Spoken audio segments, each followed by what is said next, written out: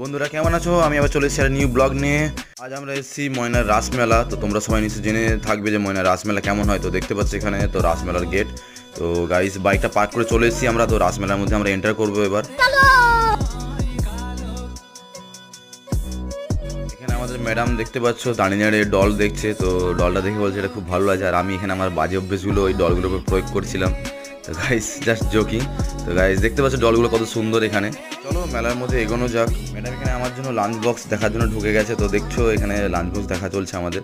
তো বিকজ আমার ডিউটি থাকে, তো ডিউটির জন্য লাঞ্চ নিয়ে যাওয়ার জন্য লাঞ্চ বক্স লাগবে। তো আমরা এই লাঞ্চ বক্সটা নিয়ে নিলাম ব্লু কালারের। তো দাদার সাথে দরদাম করছে এখানে। দাদাকে বললাম প্যাক করে দিতে, তো দাদা প্যাক করছে এখানে। ফাইনালি আমরা লাঞ্চ বক্সটা নিয়ে ফেলেছি। তো ম্যাডাম এখানে মন খুব খুশ। আর এখানে আমাদের এক দাদার সাথে দেখা হয়েছে, দাদা বৌদি আর ওনাদের মেয়ের সাথে দেখা হয়ে গেছে রাসের মধ্যেই। তো বলছে দাদা তোরা ব্লগ বানিয়ে